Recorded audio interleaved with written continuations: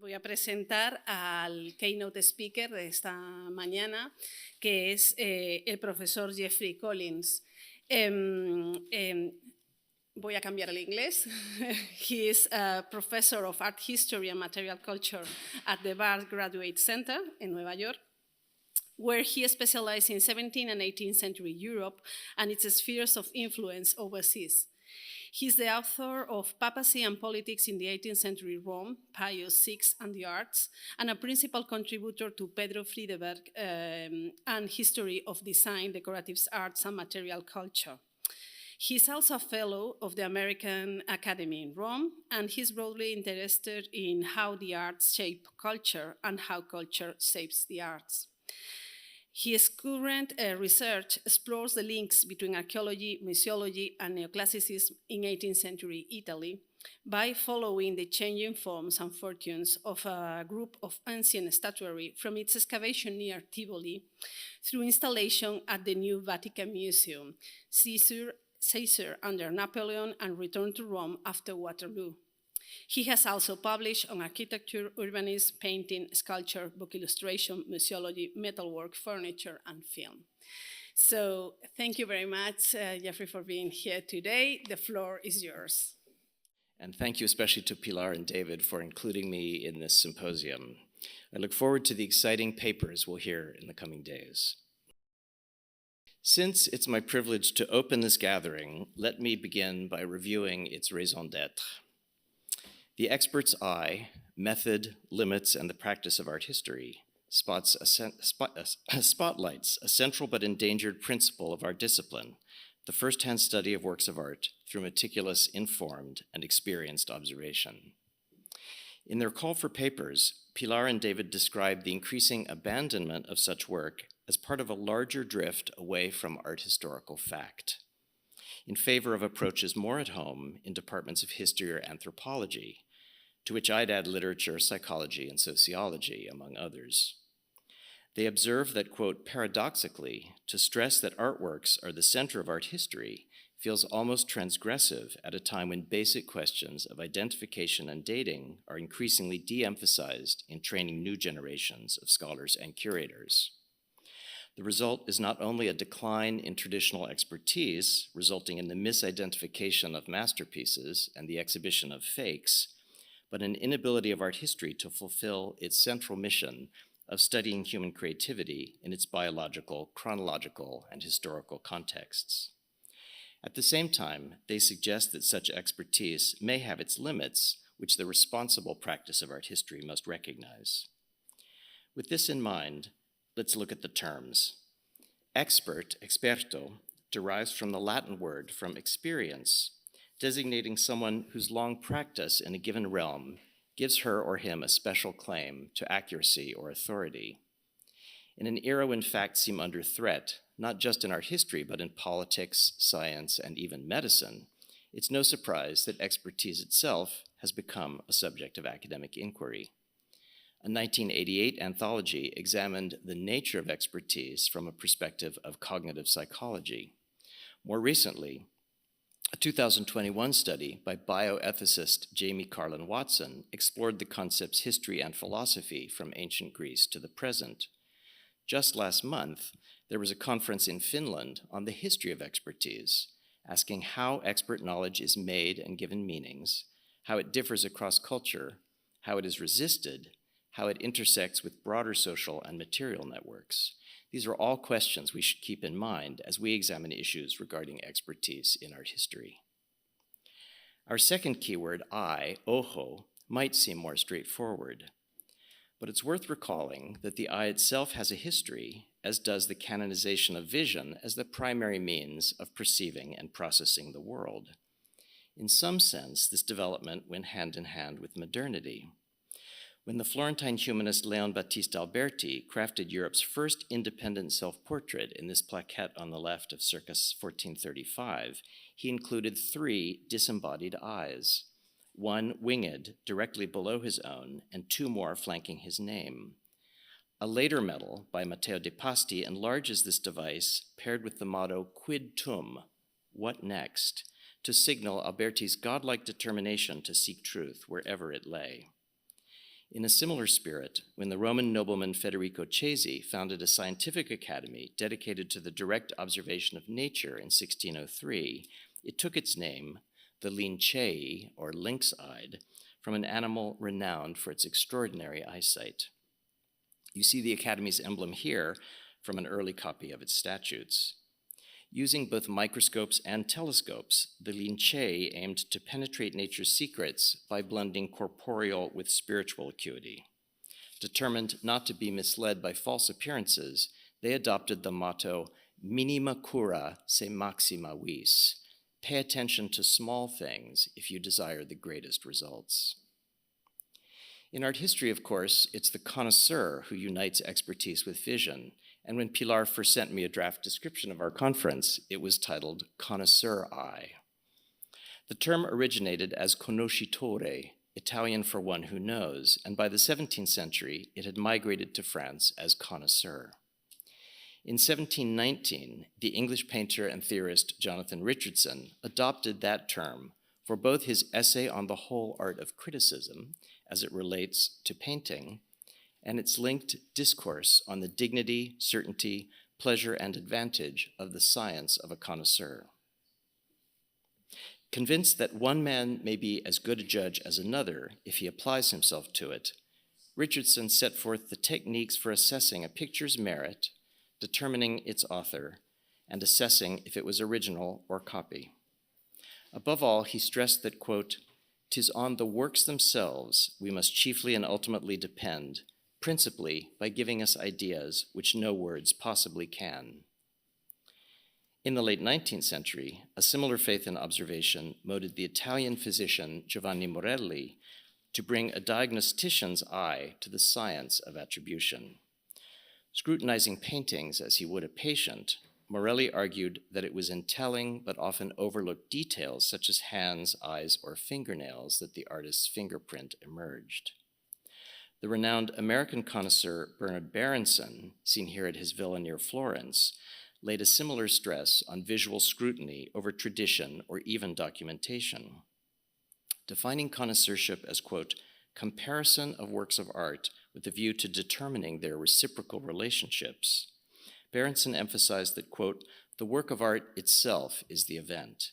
Any other information, particularly if of the merely literary kind, being utterly incapable of conveying an idea of the precise nature and value of the event in art." In our own day, connoisseurship has gone digital, a development whose relation to older modes of expertise Pilar and David highlight in their call for papers. There has been particular interest in harnessing artificial intelligence for attribution and authentication, about which Adolfo Gandarias will say more tomorrow. The jury on these initiatives is not yet in. Asking, will AI change art history forever? Art News recently profiled the use of facial recognition to determine with 97% certainty that the anonymous De Bracey Tondo depicted the same model as the Sistine Madonna and was thus not a Victorian copy, but an autograph work by Raphael. Just 8 months later, a Swiss firm called Art Recognition used different software focused on brushstrokes and color harmonies, with a database including replicas and fakes, to conclude with 85% certainty that the Tondo was not painted by Raphael. As its founder explained, such divergent results do not discount AI's potential as a diagnostic tool, but they do require a clearer focus on what questions are being asked, what data is being evaluated, and how the results are used. In a book published last year, Amanda Wasilewski, professor of digital humanities at Uppsala University, critiques such computational formalism, as she calls it, as the latest chapter in art history's long-standing emphasis on visual classification and taxonomy. While Wasilewski recognizes the potential of computers to extend our powers of seeing, she warns that an uncritical embrace of digital connoisseurship risks overlooking historical context and perpetuating biases hidden within the data. Machine learning methods, she writes, may chart connections and uncover points of comparison among artworks that a human could never find on their own, but the art historian is still left to interpret it. Or as Angela Maria Aceto, a drawing specialist at Oxford's Ashmolean Museum, put it, quote, "True connoisseurship relates to the expert judgment of the trained eye and is so much more than mechanically matching brushstrokes and images." Yet while the terms of debate have changed, what's interesting is that skepticism of connoisseurship is as old as the practice itself. As early as 1740, the French painter Chardin parodied the monkey antiquarian, so lost in his old coins that he is blinded to the present. 30 years later, the British artist Matthias Darley caricatured a would-be connoisseur who scrutinizes a blank canvas. Both point to ways that misdirected connoisseurship can limit vision rather than expand it. Indeed, one of Wasilewski's concerns is that by relying on existing databases of largely two-dimensional media, current computerized methods of image processing leave out vast swaths of Western art, not to mention the rest of the world. It's here that I want to turn to the so-called decorative arts, a problematic category often used to designate a broad range of artistic media beyond the paintings, sculptures, drawings, or prints that preoccupy mainstream art history. Early connoisseurial literature in this field is easy to parody for its entanglement with the market and the collecting of bric-a-brac. Today, we laugh at titles like Arthur Hayden's 1906 Chats on Old China, part of a series that encompassed lace, needlework, jewelry, and trinkets, as well as furniture, silver, clocks, and so forth. The dealer Albert Sachs' 1950 Fine Points of Furniture now looks equally outmoded, a visual dictionary helping buyers to distinguish good, better, and best examples of American antiques from grandfather clocks on the left to Windsor chairs on the right.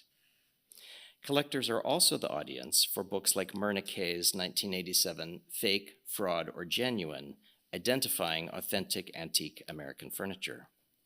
Kay humorously deploys the language of detective work, on the case, the inside job, to teach amateur sleuths to look beyond the surface for signs of age, repair, or alteration that will reveal the object's hidden story. Perhaps my favorite old-school take on the decorative arts is the BBC series Going for a Song, in which, quote, connoisseurs and customers explore the world of antiques. Each week, celebrity guests were invited to identify and guess the value of some intriguing curio, with two specialists on hand to provide guidance. Here you see the host Max Robertson and the resident expert and auctioneer Arthur Negus inspecting a silver gravy boat. Here is Negus again, taking a loop to a Wedgwood agateware vase. As my colleague Jennifer Mass puts it, Negus is conducting object proctology, the sometimes laughable habit of giving more attention to a work's backside than to its front. While this might seem its own form of myopia, I believe it offers a lesson to other sectors of our field. It couldn't be more different from Berenson's testimony during a trial about a disputed Leonardo.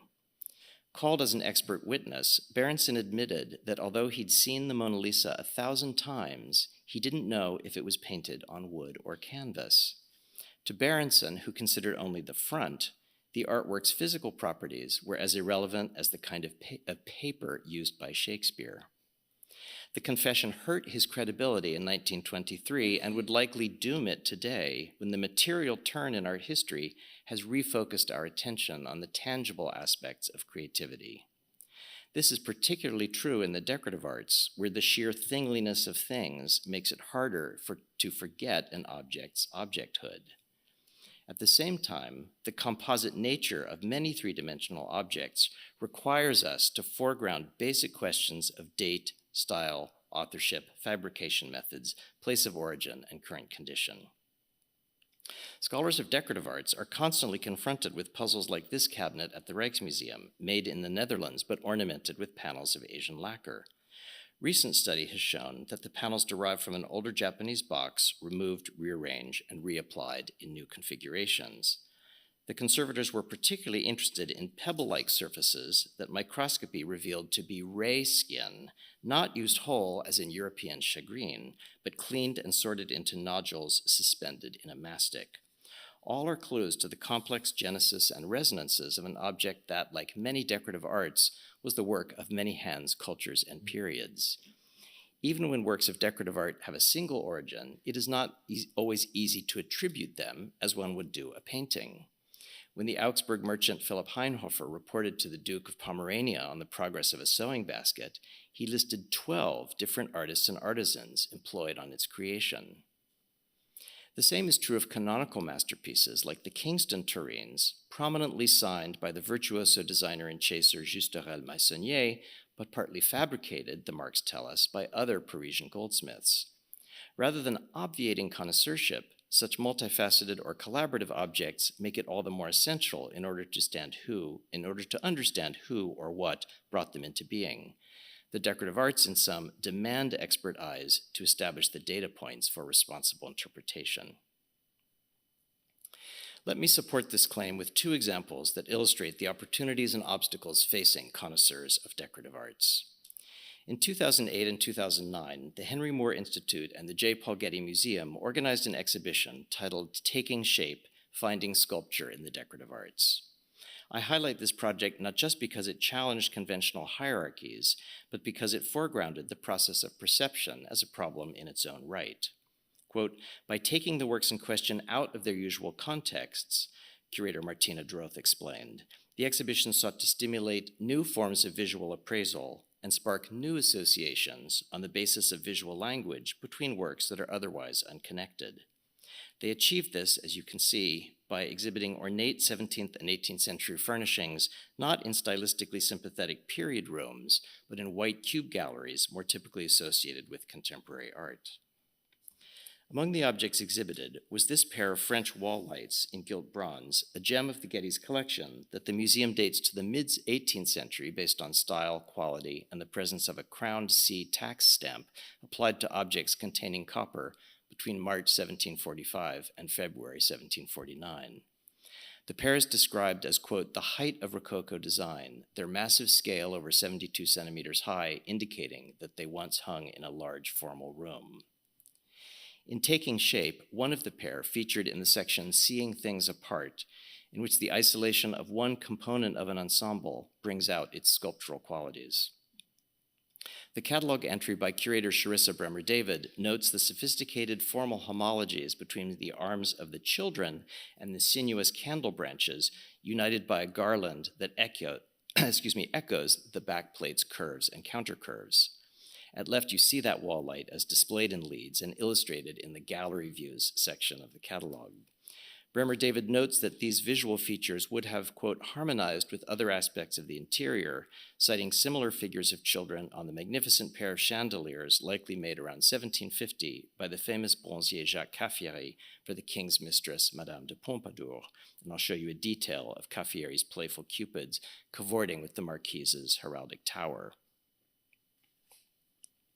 Bremer-David offers a second comparison to the similar winged putti topping a lavish wall clock also in the exhibition, where they evoke the theme of love disarming time.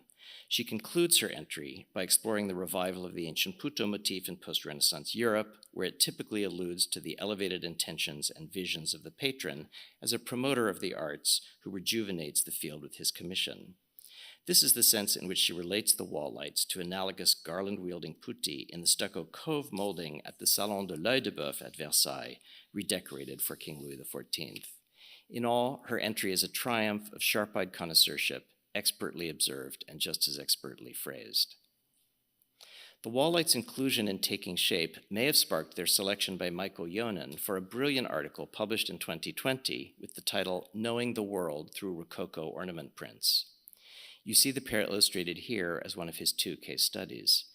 For Yonan, these exuberant but anonymous sconces exemplify the improvisational process by which design ideas migrated from two-dimensional designs, like the one from Meissonier's Book of Vegetables on the left, to three-dimensional objects like the wall lights, even if the latter's combination of floral and vegetal forms with purely abstract elements makes it impossible to pinpoint exactly which shapes correspond with which representational elements. Rather than duplicating Meissonier's designs, the wall lights capture the associative energy found in his prints, which function not as templates, but as springboards for creativity and stimuli for connoisseurs. Like Bremer-David, Yonan notes that the wall lights were not conceived for scrutiny with the careful eye of a modern museum visitor, but constructed to allow quick associative processes to occur without closing off the potential for new and unexpected references. Hanging these sconces on a wall, he writes, would do more than simply decorate a room or illuminate an interior. They would supplement the human environment with an unresolved tension between art and nature, and thereby provoke the inhabitants of that environment to sense a world beyond that perceived objectively. I love Michael's argument, and having used it in teaching, I was intrigued to discover that the same wall lights featured 2 years earlier in a 2018 paper on the dating of French gilt bronzes with EDXRF analysis and machine learning, authored by the Getty's chief objects conservator Arlen Hegenbotham in collaboration with Robert Erdmann, senior scientist at the Rijksmuseum, and Leanne Hayek, a mathematical statistician at the Smithsonian National Museum of Natural History. Published in the Journal of the American Institute for Conservation, not generally read by art historians, the article outlines a new method for dating unsigned and often anonymous gilt bronzes through sophisticated computational analysis of alloy composition derived from elemental XRF spectra. The Getty wall lights offered an ideal test case since the museum's curator of decorative arts had in the early 2000s, before taking shape, raised questions about their authenticity that could not be resolved by conventional methods of technical examination. Hegenbotham had advocated those conventional methods in a 2014 paper entitled Bronze Doré, a technical approach to examination and authentication of French gilt bronze. They include close examination of the character and style of the gilt and chased surfaces, an approach he admitted is, quote, a delicate matter that relies heavily on the experience and judgment of the viewer. That is to say, it is a matter of connoisseurship. He illustrated this by comparing original and replacement mounts from within the same object. Here, for instance, he juxtaposes an original late 17th or early 18th century mount from a pedestal attributed to André Charles Boulle with a surmoulage or aftercast taken from that model in the late 19th or early 20th centuries to replace a missing part. While an observer might initially find the chasing on the left to be coarse or sloppy compared with the finer and arguably more accomplished chasing on the right, the expert eye will recognize that the freer approach of the former is more consistent with the character of Baroque bronzes, whereas the tighter treatment on the copy, as Hegenbotham puts it, misses the expressiveness of earlier periods. Like Merneke or Arthur Negus, Hegenbotham recommends equally close examination of rear and unfinished surfaces for telltale signs of fabrication. On the left, he illustrates the comparatively smooth surfaces produced by sand casting versus the rough, sometimes bumpy texture left by lost wax casting on the right, a technique not normally used for furnishing bronzes in the 18th century. He also points out the presence of a tinted varnish or resist, typical of electroplating techniques that help distinguish this from amalgam or mercury gilding. X-radiography completes the observer's toolkit by offering a glimpse into the hardware and assembly methods that are obscured in the finished object. In sum, Hegenbotham concludes, connoisseurship of the chasing and finishing of gilt bronze surfaces is an important component of a technical examination and can focus attention on differences and incongruities between gilt bronze pieces or elements. However, it is the experience of the author that this enterprise is not without its hazards, and first impressions are not always borne out by further technical study. This sense of limits, in the language of our conference, is what prompted Hegenbotham to supplement visual analysis with computer-assisted alloy analysis. Returning to the 2018 article, on the left you see graphs of the changing percentages over time of 12 common elements in 466 securely dated Parisian castings from the mid-17th century to today. When put together, these variations are far too complex for the human mind to quantify.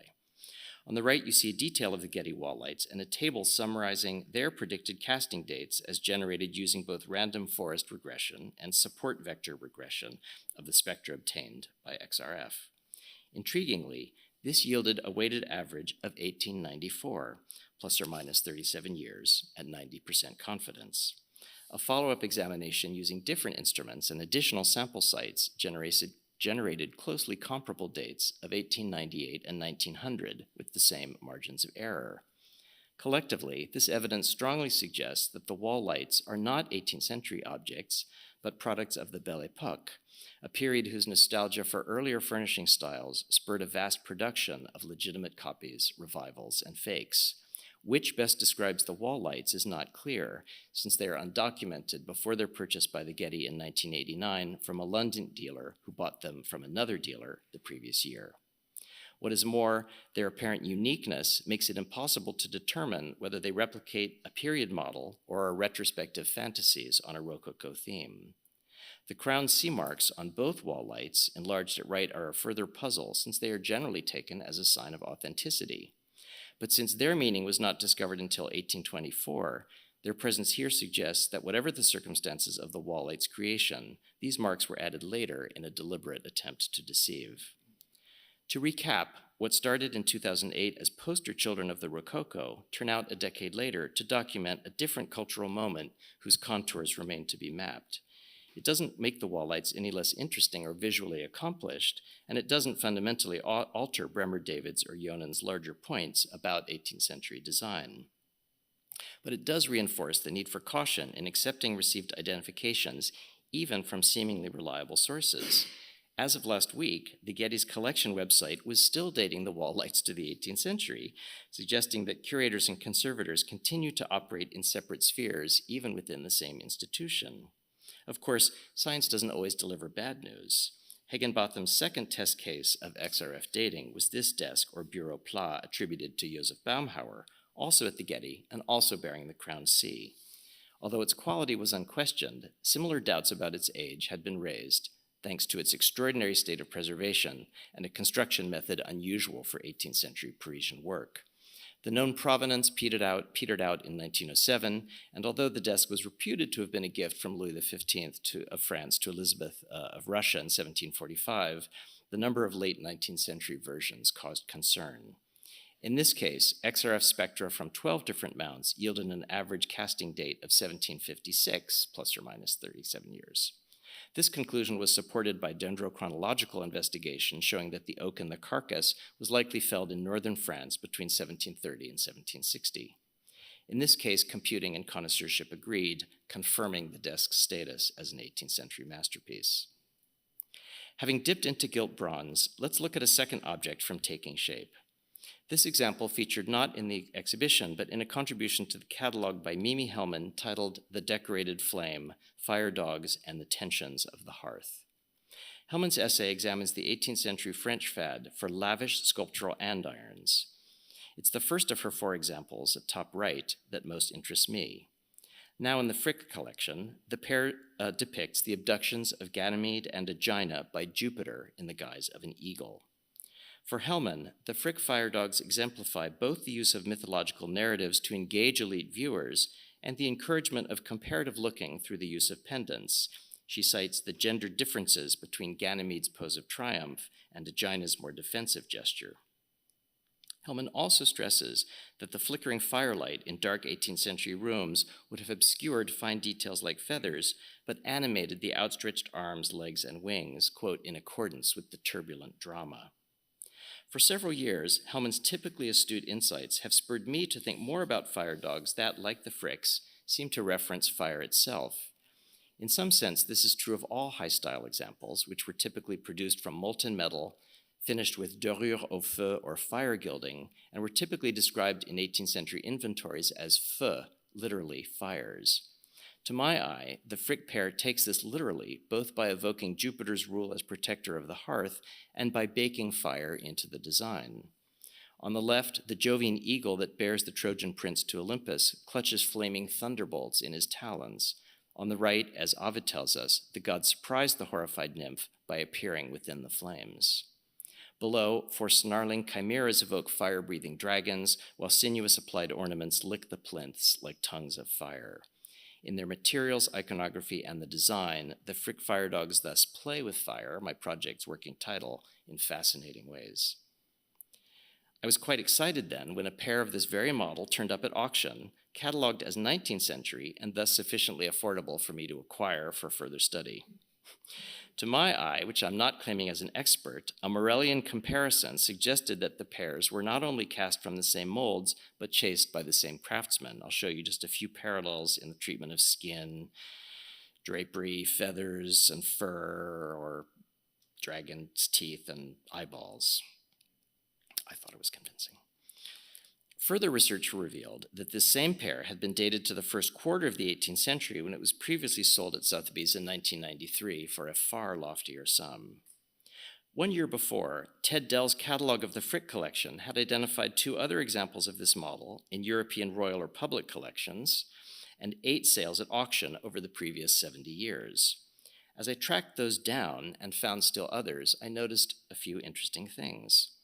First, although my pair and 2 others have the same wide form of base as the Frick, the majority employed a narrower version, while several others show further variations in the skirt and applied ornaments. And I show you just 3 casting of the Aegina fire dog here, the Fricks on the left, an example of the narrow base type in the middle, and one of this taller narrow base at the right, which you see sold for a very significant amount in Amsterdam in 2003. And I've actually abbreviated this provenance, which involves restitution after World War II and is part of the story. I've also discovered that a surprising number of this model have passed through the sale rooms, so far 26 and counting, all of which seem to my eye similar in terms of quality and execution, despite a dating that varies between the early 18th century and the late 19th century. Now, although popular designs of fire dogs could be and were produced serially in the 18th century, 26 is a surprising number, and I know of no comparable model that approaches this one in the quantity of survivals. What is more, some of the examples I've found, including the pair at the Frick, are stamped behind the mounts with the initials JB or JR. You see those here in photos taken by Ted Dell that serendipitously have ended up in an archive housed at Bard Graduate Center. I've found virtually identical marks on other gilt bronze objects like this candelabrum that are typically, and I think correctly, identified as 19th century castings. To confuse matters further, I've discovered that the same 19th century countess who owned the tall base model I showed you earlier, here you see the full pair, also possessed this magnificent early 18th century skeleton clock topped with an identical figure of Aegina. The clock is better documented and was almost certainly commissioned in the first decades of the 18th century by Elizabeth Charlotte d'Orléans, Duchess of Lorraine, for her Grand Cabinet at the Château of Lunéville. Christie's, who sold the clock in 2011, took this as evidence that both were commissioned by the Duchess around 1710 and displayed together at Lunéville, which is how they are shown in a recent reconstruction of the room. You see them on the right. This scenario would fit beautifully with what Mimi Hellman has called, quote, the joy of sets that marked elite 18th century taste. But Christie's also acknowledged that the clock underwent updates between 1766 and 1850, including repairs to the movement, a new lower pedestal with dolphin supports. They don't include the lateral putti or the Aegina finial, but if those 2 were later embellishments, as I suspect, then the supposed link to Lunéville falls apart. Despite my initial enthusiasm, and so far for different reasons than the wall lights, I'm thus beginning to wonder if any of these 26 examples, including mine, the Fricks, and a pair recently sold to a US museum by a prominent Paris-based art expert, are 18th century objects, or if they even follow an 18th century model. Until a complete inventory can be made, the objects located and compared, and ideally their alloys dated according to Higginbotham's protocols, we must keep an open mind. Although I have my own theory about when and by whom these enigmatic objects may have been made, we simply don't yet know enough about the long production of 18th century style objects to be sure. So where does all this leave us? It may seem that the mistakes and misperceptions I've described remove any lingering faith in experts and their eyes, at least in the decorative arts. I've certainly learned that my eye is not as expert as I hoped. But if we were ready to give up, we wouldn't be having this conference. So in closing, let me suggest a few strategies for nurturing the ocular expertise on which I believe all art history still depends. Like Pilar and David, I believe the solution starts with pedagogy. When I was a graduate student at Yale in the 1980s and 90s, the heady days of the new art history, connoisseurship was a dirty word. For us, just connoisseurship was an insult lobbed at any form of scholarship that did not foreground the problems we found most interesting, which typically concerned social history, semiotics, or feminist theory. Little did we know that we were doing it ourselves. Whenever we considered questions of style, attribution, dating, authenticity, or even quality, we just didn't call it connoisseurship, perhaps because the history of that term wasn't part of our curriculum. It's true, to answer another of the questions posed in the call for papers, that those issues did not come up equally in all of our classes, but they were staples of curator Dick Field's class on prints, which met each week in the museum, and in courses on American material culture with Jules Prown or Abbott Cummings that made use of Yale's extraordinary Garvin furniture study. That magical basement, stacked high with chairs, chests, and cupboards, of course allowed us to look and compare, but it also encouraged us to touch, to feel, to smell, and to engage with the past at first hand. At Bard Graduate Center, where I've taught for 2 decades, I do my best to give that experience to my students. Whenever possible, I and my colleagues bring objects into our classroom, like this first day of the seminar I'm currently teaching with my colleague Meme Rado on Rococo Beyond Borders, From Style to Object, and we read Michael's essay in that class. On other days, we visit museums, such as the Metropolitan Museum's British Galleries or its American wing, where students presented sample objects. We're extraordinarily privileged to be within walking distance of major collections of many kinds where generous curators and conservators give us the kind of access required to see and understand the graduated tones and techniques of 17th century tapestry.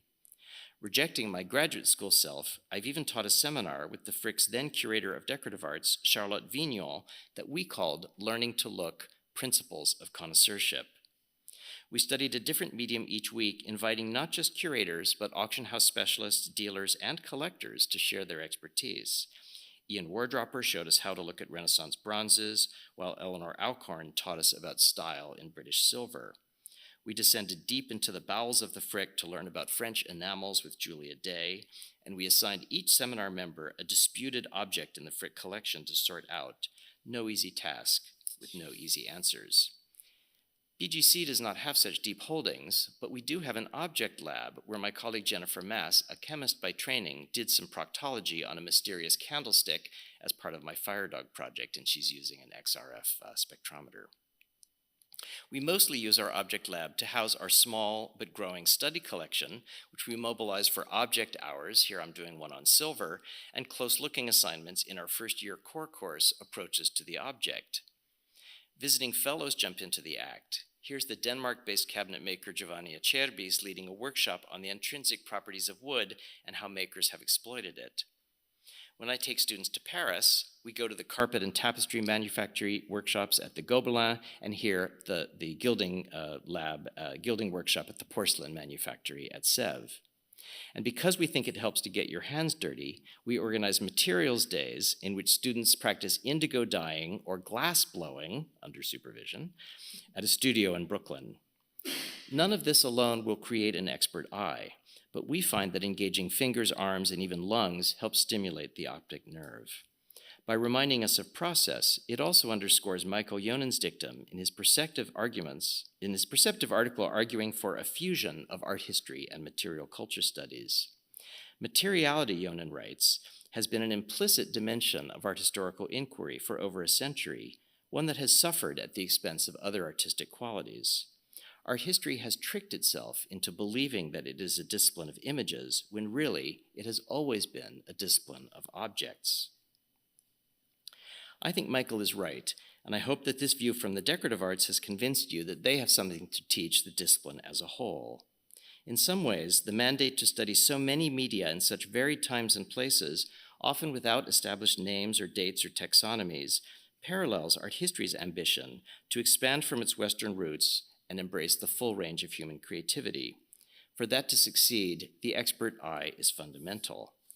As David Ebbets, a medievalist then head of the Education and Academic Affairs Office at the Getty, reminds us, quote, "Connoisseurship fosters several skills central to our activity as historians of art: a practiced eye, visual memory, sensitivity to quality, and an ability to recreate the creations of artists.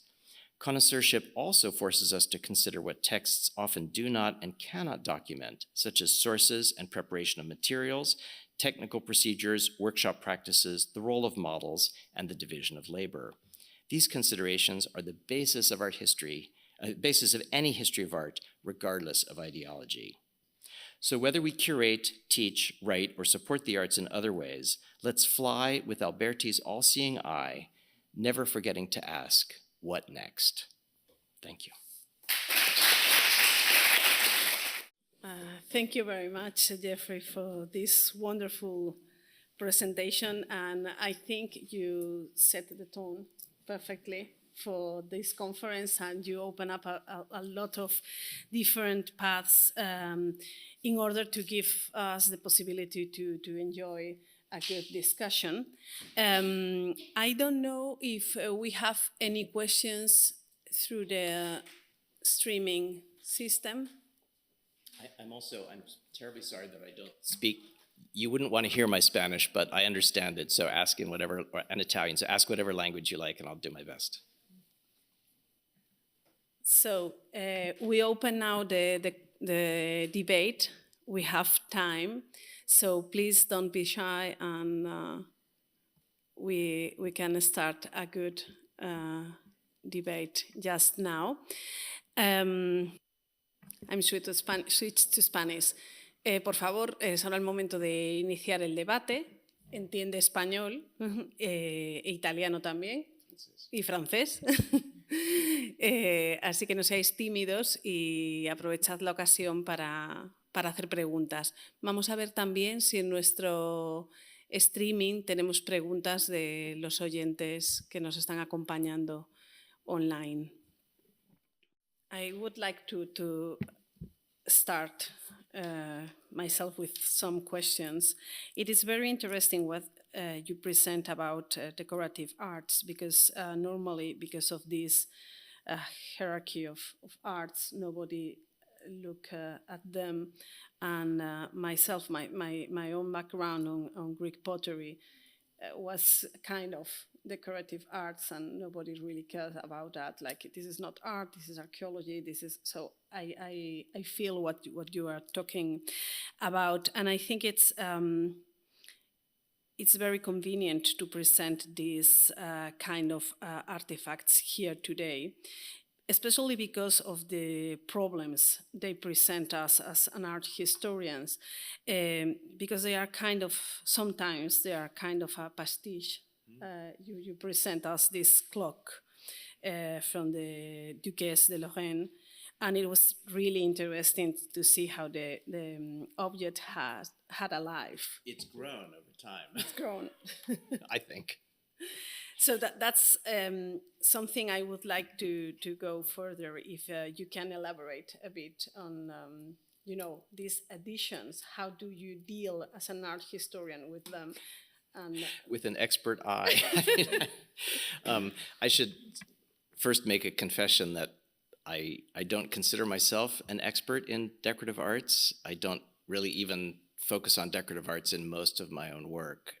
It's been part of my training, which I thought was normal. And like any child growing up in a family, then you leave and you discover that the way your family does it is not the way anyone else does it. So it's been very interesting to discover that this sector of art history is mostly absent from training, and as I hope to argue, I think that's too bad. I mean, the prejudice against it is not just that the objects are lesser, but maybe as you got the sense that the discipline itself is backwards or old-fashioned, or still preoccupied with old questions rather than new questions. So when you're faced with an object that is crying out for really interesting interpretation, I don't know what to say except be very skeptical. Take it apart if you can. I hope to be doing an exhibition on these fire dogs. And of course, I want to use XRF testing. It's expensive, it's slow, it's complicated, you need equipment. This may not happen. So what do we do other than that? That's why I would hate to say only the scientific method. And I think that what's powerful about Higginbotham's approach is he wants us to use all of these tools. I think he's confident that the eye can take us so far. There may be questions that they can't answer yet. But the more we start answering questions through, let's say, less subjective technologies, we can train our eye and be even better. And perhaps next time we won't be fooled, because we'll see, oh, there was a sign, I didn't know to look for it. That's all I can offer, Pilar. question is related with that objects that are not fakes but belonged to original parts, and then in a moment of the century were mixed together, and you can see another amazing object, and how as specialized persons who is study that piece, you see that, okay, this is good, but it's not the object that we thought that it must be. Yeah, no, it's a very good point. And I think that is in some ways a difference in the way the fields of decorative arts, let's call them that, and painting, have developed. And I think in a way it poses a problem for the use of connoisseurship as the umbrella for which one wants to put this sophisticated multi-pronged analysis of objects that have had long lives. I think it's not necessarily true, but I think most of us think of paintings as being created by one person at one moment. We know that's not true. There are many, many paintings that were painted by multiple people, and there were many paintings that even the artist herself revisited over decades. So these also have complex genesis. But I agree with you that many of the objects that go under the rubric of decorative arts are more complex. Connoisseurship, I think, at its origin, certainly in Berenson and Morelli, they were concerned with privileging the moment of creation. It was that moment in the studio, figuring out who was in that studio that touched that painting, one name, one date, one place. It's really a kind of ideology of origins. And in these complex objects that have grown or shrunk or been changed or came from Japan and got reconfigured and all of this, where's the origin? And in fact, maybe that's the wrong question. It's the life of the object that is so interesting. It's a continual process of creativity over time. So whether we want to think of, when I taught my course on principles of connoisseurship, I was concerned about this question, so I used the term enlightened connoisseurship, to distinguish it from the old origin-focused connoisseurship to being the connoisseurship, meaning knowing the whole life cycle of the object. So I think painting scholars, though, could take a lesson from this and look again at some of these paintings that we give one name to and rethink that. Maybe it's a more complex story. It is. Thank you. Thank you. First of all, thank you for the talk. It has been just amazing. So I would like to ask, because I think that the art history world is divided into two categories, those who are conoscitori and those who are not. So my question is, how can you explain to these non-conoscitori people an attribution? Because, for example, the attributions I am working on, they are just for me like revelations. You see a sculpture, a painting, and you say, I have already seen this in other way, in other places. So you start working on that, and you realize that piece of art, that work of art, is made by somebody else. So how can you explain this to a person who has not that eye? How can you explain this relation? Because that's the key about convincing other people that you are right, or you are saying things that are not nonsense. How can you explain this to these people? I wish I knew. I wish too. But you point to one, I think, type of connoisseurship that has given it a bad name. I don't know if you all are familiar with Thomas Hoving, the famous director of the Metropolitan Museum in the 1970s, he wrote about connoisseurship and his unmasking of fate, again, using a lot of the detective work. And for him, connoisseurship couldn't be discussed. It was a flash of insight. It happened in an instant. It was a feeling in his gut. He didn't need any rationalizations for why it was wrong or why it was right. He just knew, and he describes the genealogy of these people. So there's no arguing with that type, right? That's not what you're doing.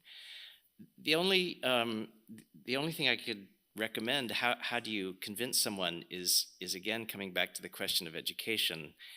I think what sometimes people forget is that the non-conoscitori, right, who really have bought the new art history hook, line, and sinker and just take what they read, but they theorize about art. The generation who invented these approaches was actually trained in connoisseurship. They were just bored with it. Now we have another problem. We have a generation that has never experienced this type of looking. And I have to say, one reason we stress objects so much at Bard Graduate Center is that we're a master's and PhD program only of students who are very carefully self-selecting to come and study this material. When they arrive with us, many of them, sometimes with a BA in art history, sometimes with a BA in other things, they can't tell plastic from porcelain, from metal, from wood. It is astonishing. They simply don't know anything about like what it is, how it was made. They know nothing. And so we have to start from the beginning. So the only thing I would say is if are you a teacher, planning to be a teacher? So teach your students how to look. I don't know how other to say it. I think it's in assignment design.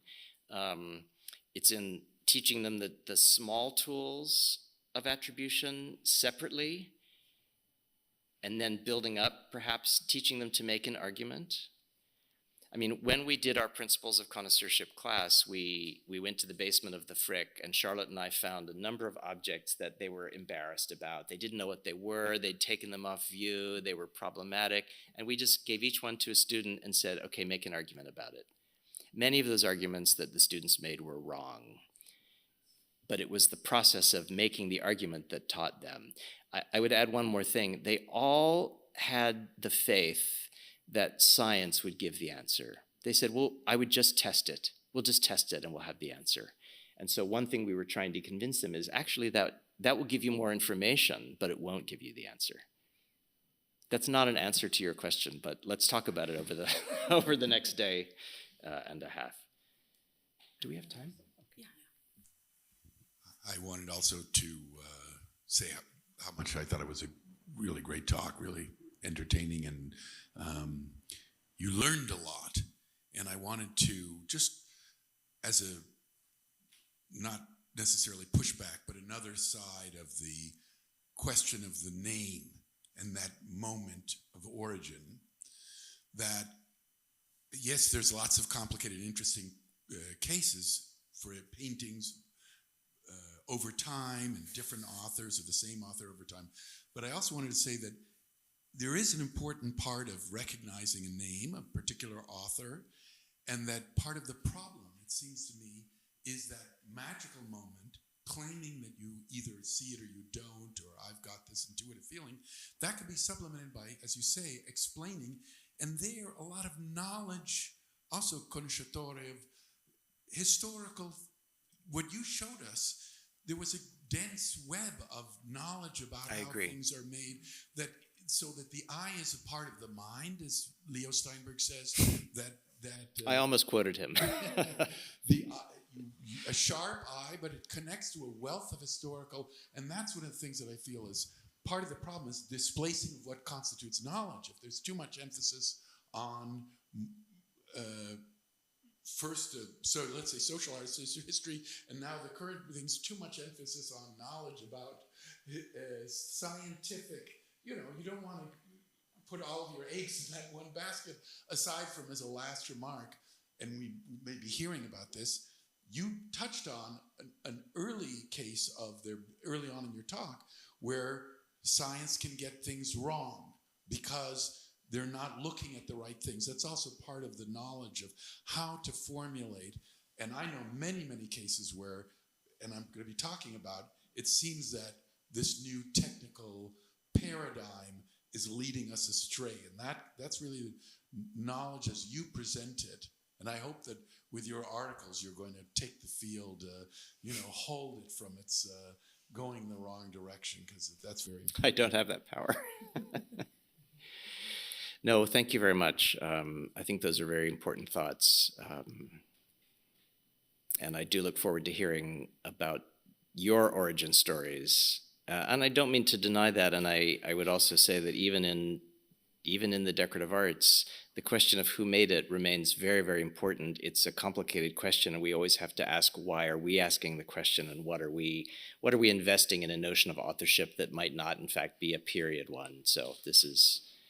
And one tiny thing I wanted to add, which is you said about the decorative art, with the Greek pottery is kind of one of the origins of our field, connoisseurship, the technique and understanding. So there could also be something there about the forgetting about what it was, the field's task and knowledge, that it's not just about, oh, that's not high enough. There's a kind of convenient about putting aside what was considered old-fashioned. That has to be, it's part of the limits, that knowledge goes together with limits, but... Well, Ben, let me add this. When I was thinking about this talk, in the end, I decided to focus on the things I knew best, which is Bard Graduate Center. But the other strategy I thought I might do was just to paint a happier picture of what's actually taking place in our field. And you who talked about the field being divided into conoscitori and non-conoscitori. I do think there are people in the middle, but maybe we worry a little too much about art history being hijacked by theory and taking us away from object, because if we look at the broader practice of art history, like this museum that we're in now, I think what Isabel mentioned is that connoisseurship is alive and well in many, many sectors and even in many academic institutions. But if we take, contemporary painting or something, where connoisseurship is not really a key thing, if we make that identical with art history, we're only seeing part of the picture. So I had collected a number of examples that I thought were reassuring of study days for students to focus them on a museum collection, or to teach connoisseurship of the paper on which drawings are made, or of the hands of artists, or of techniques. I don't think this is... it's not dead, and I don't think it's dying, but it is separated.